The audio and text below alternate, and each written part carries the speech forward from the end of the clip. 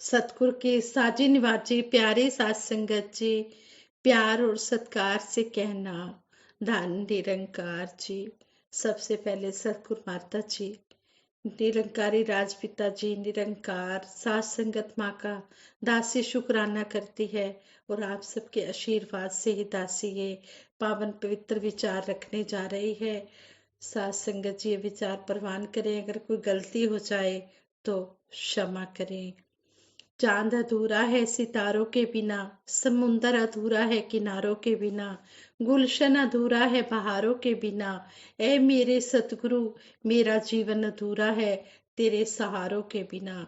सच्चे पातशाह जे तू ना फड़दा बां, असा रुल जाना सी, फिर किधरे न मिलदी थां, असा रुल जाना सी। सतगुरु माता जी, अगर आप हमारी बाजू ना पकड़ते, हमने इस दुनिया में कहीं ना कहीं हमने रूलते फिरते रहना था, हमारा कोड़ियों का ही मोल पड़ा रहना था। आप जी ने अपने चरणों से लगाकर हमारी इतनी अनमोल कीमत बना दी है। इसी तरह आप जी अपने चरणों से जोड़ के रखना। और सतगुरु माता जी, जैसे आप जी समझाते हो कि हमने कभी भी दिखावे की भक्ति नहीं करनी है, कभी भी मन में अभिमान नहीं लाना है।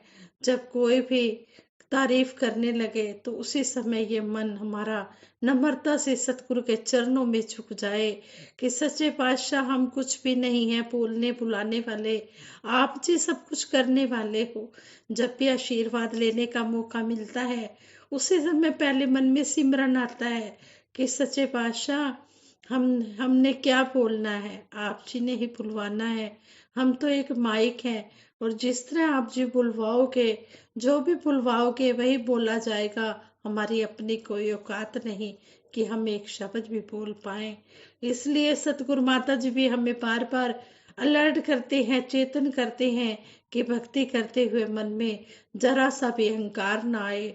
जहां पर अहंकार आ गया, वहां पर फिर ये निरंकार नहीं होगा। निरंकार तभी मन में बसेगा जब अहंकार मन से निकलेगा। और इस तरह सतगुरु हमें समझा रहे हैं कि ऊंचाई पर चढ़ने वाला जन झुक कर के चलता है। सतगुरु बाबा हरदेव सिंह जी महाराज संपूर्ण हरदेव वाणी के शब्द द्वारा समझा रहे हैं कि जो ऊंचाई पर चढ़ता है वो हमेशा झुक कर चलता है, जो नीचे उतरता है वो अकड़ा अकड़ा लगता है, जो गिरावट की तरफ नीचे की तरफ जाता है वो अकड़ कर चलता है। कहने का भाव यही है, अगर हम नम्रता से रहेंगे तो हमें सतगुरु ऊंचाइयों पर ले जाएंगे। अकड़ के चलने में ना समृद्धि जीवन की कहानी है, अहंकार से लाभ न मिलता, केवल होती हानि है। जो कहते हैं कि अभिमान का सिर हमेशा नीचा हो जाता है, जो अभिमान करता है वो कहते हैं कि उसका नुकसान ही नुकसान होता है। इसी तरह हम भक्ति करते हुए भी कभी मन में ये अहंकार ना लाएं कि हम तो बहुत सत्संग कर लेते हैं, बहुत सेवा कर लेते हैं, बहुत सिमरन कर लेते हैं। नहीं, अपना लाया प्यार न लगे, रब लावे ता लगदा है, बुझया होया दीवा जेकर गुरु जगावे जगदा है।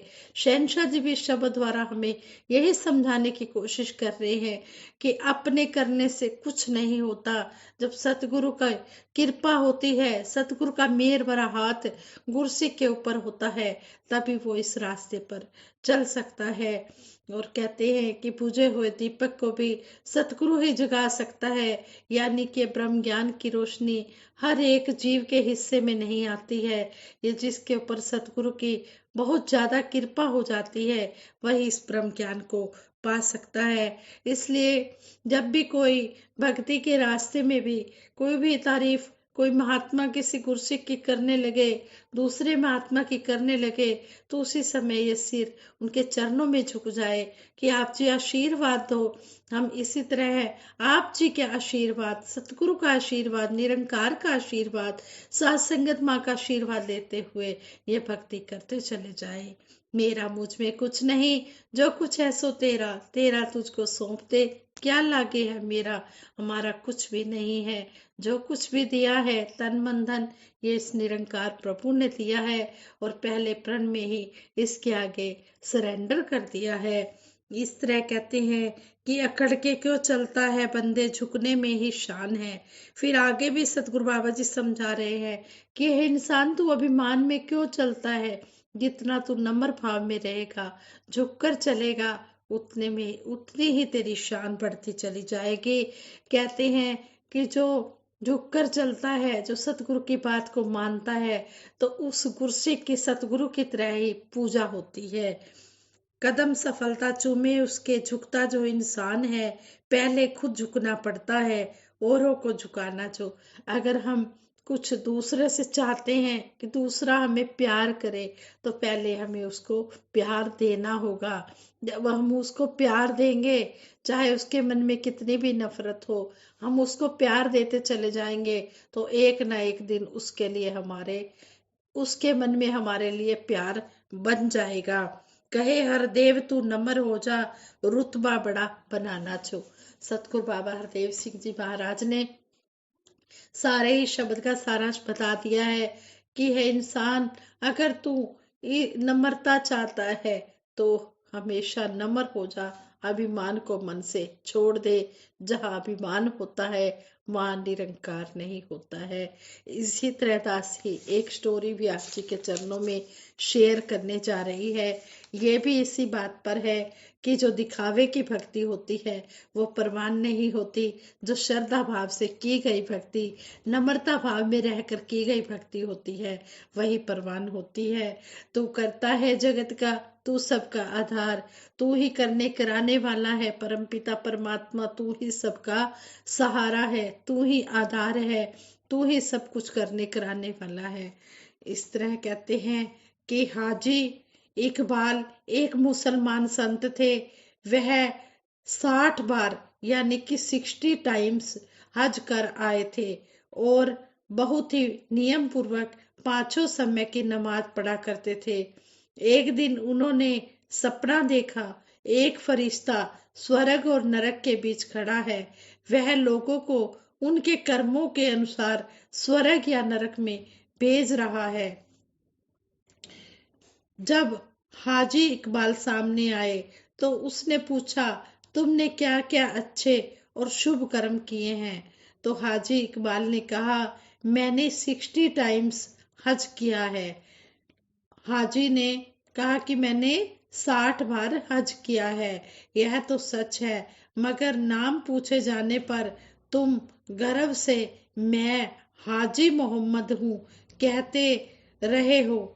इस गर्व के कारण तुम्हारा हज करने का पुण्य यह हो गया। तुमने और कोई दूसरा अच्छा काम किया हो तो बताओ। मैं 60 सालों से पांचों समय की नमाज पढ़ता रहा हूँ। हाजी इकबाल बोले कि मैं पांचों समय नमाज पढ़ता हूँ, मैंने कभी भी नमाज को पढ़ने में मिस नहीं किया। आगे से संत बोले, तुम्हारा यह पुण्य भी नष्ट हो गया। एक दिन एक दिन बाहर से धर्म जिज्ञासु तुम्हारे पास आए थे। तुमने उन्हें दिखावे के कारण उस दिन और दिनों से ज्यादा देर तक नमाज पढ़ी थी।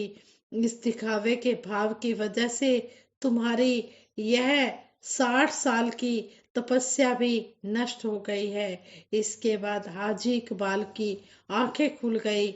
उन्होंने गरूर और नुमाइश से हमेशा के लिए उन्होंने गरूर और निमाइश से हमेशा के लिए तौबा कर ली। इबादत का पुण्य तभी मिलता है जब वह अपने लिए की जाए। दूसरों को दिखाने या उन पर असर डालने के इरादे से की गई इबादत का फल खत्म हो जाता है। कहने का भाव यही होता है कि जो निष्काम निरक्षित भाव से सेवा सतगुरु के चरणों में की जाती है, वही प्रवान होती है। जैसे एक बार 13 मई 2009 को देहरादून में सतगुरु बाबा हरदेव सिंह जी महाराज ने हमें एक गाड़ी का एग्जाम्पल देते हुए समझाया कि जब हम गाड़ी चलाते हैं तो गाड़ी चलाते समय उसी समय सीट बेल्ट भी लगानी जरूरी होती है। लेकिन हम सीट बेल्ट लगाते नहीं हैं और चल पड़ते हैं अपनी यात्रा करने के लिए। तो रास्ते में जैसे ही हमें कोई पुलिस वाला दूर से नजर आ जाता है कि कोई पुलिस वाला खड़ा है, तो उसी समय हम सीट बेल्ट को हाथ में ले लेते हैं। क्लिप में लगाया भी नहीं होता है, उसे दिखाने के लिए कि हमने सीट बेल्ट लगा रखी है, ताकि हमारा चालान बच जाए, हम चालान से बच जाएं। यहाँ पर सतगुरु बाबा जी समझा रहे हैं कि सीट बेल्ट हाथ में पकड़ी हुई है, क्लिप में लगाई भी नहीं हुई है, चालान से बचने के लिए दिखा दिया, लेकिन अपने समझौता, अपनी जिंदगी के साथ समझौता कर लिया। यदि यही सीट बेल्ट गाड़ी चलाते समय उसी समय लगा ली जाए, तो चालान से भी इंसान बच जाता है और अपने शरीर की सुरक्षा भी हो जाती है। इसी तरह जो भगत संत जन महापुरुष होते हैं, ये हमेशा शीतलता में रहते हैं, ये संत प्रवृत्ति वाले होते हैं, ये कभी भी दिखावा नहीं करते हैं, ये हमेशा निष्काम निरचित भाव से सेवा करते हैं। ये इनको कोई वो नहीं होता, कोई देखे या ना देखे, ये अपनी लगन के साथ सेवाएं करते चले जाते हैं। अपनी वाहवाही के लिए ये सेवा सिमरन सत्संग नहीं करते, ये अपने जो जीवन का उद्देश्य है उसको पूरा करने के लिए ये सेवा सिमरन सत्संग किए जाते हैं। चाहे कोई इनकी तरफ देखे या न देखे, इन्हें कोई भी फर्क नहीं पड़ता है। इस तरह सतगुरु बाबा हरदेव सिंह जी महाराज समझा रहे हैं कि निष्काम निरचित भावना गुरमत की बुनियाद है। ऐसी सेवा करने वाला भगत सदा आबाद है। जिसके मन में कोई कामना नहीं होती, कोई इच्छा नहीं होती, वो निष्काम निरचित भाव से सेवा किए चला जाता है। तो कहते हैं कि उसी की सेवा फलदायी होती है, सुखदायी होती है। उसे कोई भी फर्क नहीं पड़ता है कि कोई मेरी तरफ देख रहा है नहीं देख रहा। उस कुर्सी का बस एक ही मकसद, एक ही उद्देश्य, एक ही लक्ष्य होता है कि मैंने सतगुरु के चरणों में अपने आप को समर्पित कर दिया है और मैंने पूरी लगन से, श्रद्धा से मैंने ये सेवा करनी है। संपूर्ण अवतार वाणी में शहनशाह जी भी समझाते हैं, तन मन धन तीनों तो ऊंची ਉਹ ਸੇਵਾ ਕਹਿਲਾਂਦੀ ਏ, ਜੋ ਹੋਵੇ ਨਿਸ਼ਕਾਮ ਨਿਰਚਿਤ ਤੇ ਸਤਿਗੁਰ ਨੂੰ ਪਾਉਂਦੀ ਏ। ਦੇਸ਼ ਕਾਲ ਤੇ ਸਮੇਂ ਮੁਤਾਬਿਕ ਸਤਿਗੁਰ ਜਿਵੇਂ ਚਲਾਉਂਦਾ ਏ, ਹੁਕਮ ਇਹਦਾ ਸਿਰ ਮੱਥੇ ਧਰ ਕੇ ਗੁਰਸਿੱਖ ਚਲਦਾ ਜਾਂਦਾ ਏ। ਜਗ ਵਿੱਚ ਮਾਣੋ ਗੁਰਸਿੱਖ ਪਾਂਦਾ, ਦਰਗਾਹ ਹੀ ਪ੍ਰਵਾਨ ਹੋਵੇ, कहे अवतार उदा हर वेले, राखाए भगवान होवे। यहाँ पर भी शब्द द्वारा भी यही समझाया गया है कि जो तन मन धन की जो सेवा करता है निष्काम निरचित भाव से, वही सेवा सुखदायी होती है और ऐसे गुरसिख का सतगुरु रोशन नाम कर देता है। फिर उसे कोई भी फर्क नहीं इस बात का पड़ता उस गुरसिख को, वो तो लगन से, श्रद्धा से, भाव से सतगुरु के चरणों में नतमस्तक होकर सेवा करता चला जाता है। मिटा दे अपनी हस्ती को अगर कुछ मर्तबा चाहे, कि दाना खाक में मिलकर गुले गुलजार होता है। कहते हैं कि एक दाना जब मिट्टी में अच्छी तरह से दबा दिया जाता है तो वही गुले गुलजार होता है। जो दाना ऊपर पड़ा रहता है, मिट्टी के ऊपर पड़ा रहता है, वो कभी भी गुले गुलजार नहीं होता, क्योंकि वो जमीन में जाता ही नहीं है, अपने आप को सरेंडर ही नहीं करता है, तो फले फूलेगा कैसे, वो इधर उधर बिखरता रहता है। इसी तरह जो सतगुरु के चरणों में जुड़ जाते हैं वो सब कुछ पा लेते हैं। जो ऊपर ऊपर से दिखावे की भक्ति करते हैं वो कुछ भी हासिल नहीं कर पाते हैं। वो इसी तरह अपना मानव जीवन बेकार करके चले जाते हैं। हीरे जैसा हमें सतगुरु ने जन्म दिया है, इसको हम कोड़ियों के भाव न गंवाएं। इसकी हम कीमत जानते हुए, इन श्वासों का लाभ उठाते हुए हम सतगुरु के चरणों में पूर्ण रूप से समर्पित रहे और भक्ति करते चले जाएं। जैसे सतगुरु हमें समझा रहे हैं, हम उसी तरह से भक्ति करते चले जाएं और सतगुरु के आशीर्वादों के भागीदार बने। दासी से विचार करते हुए बहुत सी गलतियां हुई होंगी, उन गलतियों के लिए आप जी क्षमा करें। और दासी सबके सुखों की कामना करते हुए सतगुरु माता जी के चरणों में अरदास करती है। आप सभी मिलकर इस अरदास में शामिल हों। तू ही निरंकार मैं तेरी शरण हाँ, मैनू बख्श लो। तू ही निरंकार मैं तेरी शरण हाँ, मैनू बख्श लो। तू ही निरंकार मैं तेरी शरण हाँ, मैनू बख्श लो। तू ही निरंकार मैं तेरी शरण हाँ, मैनू बख्श लो। बोलिए सतगुरु माता सुदीक्षा सविंदर हरदेव जी महाराज की जय। निरंकारी राजमाता गुरु बचन अवतार की जय। सात संगत जी प्रेम से कहना धन निरंकार जी।